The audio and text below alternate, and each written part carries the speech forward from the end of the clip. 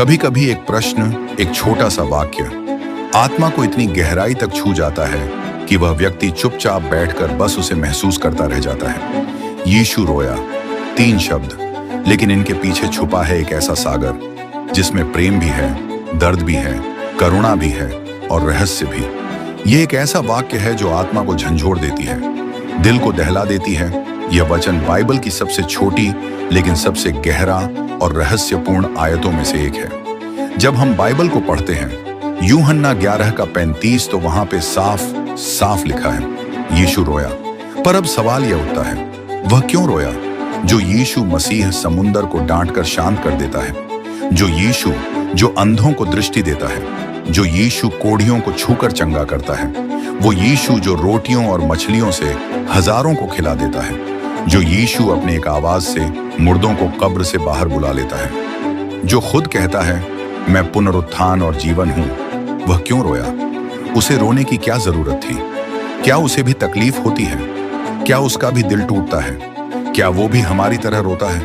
क्या उसका रोना कमजोरी था या यह ईश्वरीय करुणा की झलक थी? इस सवाल का जवाब हमें यूहन्ना रचित सुसमाचार के 11वें अध्याय में मिलता है, लाजर की मृत्यु और पुनरुत्थान की घटना में। आज मैं तुम्हें ले चलूंगा एक ऐसे दृश्य में जहां पत्थर की कब्रों के बीच आंसुओं की खामोशी में खुद परमेश्वर का पुत्र रो पड़ा। गांव बैतनियाह का लाजर नामक एक मनुष्य बीमार था, एक प्यारा इंसान, एक दोस्त, एक भाई।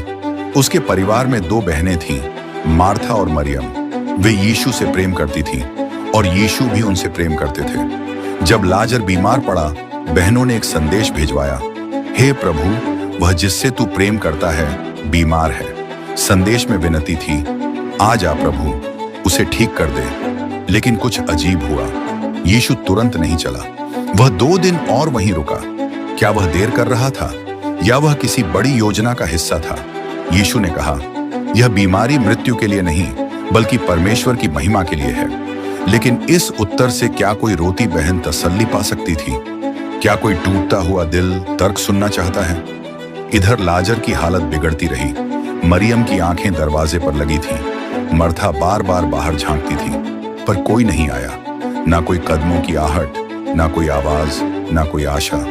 और फिर लाजर मर गया। घर में रोने की आवाजें भर गईं। सारे रिश्तेदार, दोस्त, पड़ोसी सब आ गए, पर जिसे मरियम और मार्था ने पुकारा था वह नहीं आया। 4 दिन बीत गए। कब्र की मिट्टी ने लाजर को ढक लिया था, पर बहनों के आंसू अब भी नहीं थमे थे। आखिरकार यीशु आया, लेकिन अब देर हो चुकी थी। मार्था दौड़ती हुई आई और बोली, प्रभु, यदि तू यहाँ होता तो मेरा भाई न मरता। ये कोई शिकायत नहीं थी, ये एक टूटी उम्मीद की गूंज थी। फिर मरियम आई। वह भी वही शब्द दोहराती है, पर उसके साथ आंसू थे, सिसकियां थीं, हृदय का बोझ था। यीशु ने उन्हें रोते देखा, लोगों की आंखों में दर्द देखा। हर तरफ दुख ही दुख था और यीशु भी रो पड़ा। और जब यीशु रोया तो उसके आंसू में न कोई छल, न कोई स्वार्थ, न कोई डाह। लेकिन जब यीशु रोया तो हृदय के साथ। यह कोई साधारण रोना नहीं था, यह उस परमेश्वर का रोना था जिसने मनुष्य को बनाया, जिसने संसार को रचा, जो मृत्यु पर अधिकार रखता है। वह रो रहा था। लेकिन क्यों? क्या इसलिए कि लाजर मर गया था? नहीं, वह तो जानता था कि वह उसे अभी जीवित करने वाला है। तो फिर यीशु रोया क्योंकि उसने दर्द को देखा। उसने देखा कि पाप के कारण यह संसार टूटा हुआ है। उसने देखा कि मृत्यु ने लोगों को जकड़ रखा है। उसने देखा कि जिनसे वह प्रेम करता है वे टूट रहे हैं। उसका करुणामय हृदय इस दुख को सह न सका। वह प्रभु है, पर वह मित्र भी है। वह राजा है, पर वह भाई भी है। वह न्यायी है, पर वह कोमल हृदय भी है। यीशु के आंसू केवल संवेदना नहीं थे, वे एक घोषणा थे। मैं तुम्हारे दुख से अनजान नहीं हूं, मैं तुम्हारे आंसुओं में सहभागी हूं। मैं वह परमेश्वर हूं जो केवल आदेश नहीं देता, जो रोता भी है। कभी सोचा है, हमारे आंसू अक्सर चुपचाप बहते हैं, किसी को पता भी नहीं चलता। लेकिन यीशु का रोना इतना पवित्र था कि पूरा स्वर्ग चुप हो गया। और फिर यीशु ने कब्र की ओर देखा। वहां पत्थर था, बड़ी भारी चट्टान, एक प्रतीक मृत्यु का। उसने कहा, पत्थर हटाओ। मार्था बोली, प्रभु, अब तो दुर्गंध आती होगी। पर यीशु ने उत्तर दिया, क्या मैंने तुझसे न कहा कि यदि तू विश्वास करेगी तो परमेश्वर की महिमा को देखेगी? लोगों ने पत्थर हटा दिया और फिर एक आवाज गूंजी, हे लाजर, बाहर आ। और जो मरा हुआ था वह चलकर बाहर आया। आंसुओं से निकली महिमा, यह चमत्कार केवल एक मृत शरीर का लौटना नहीं था।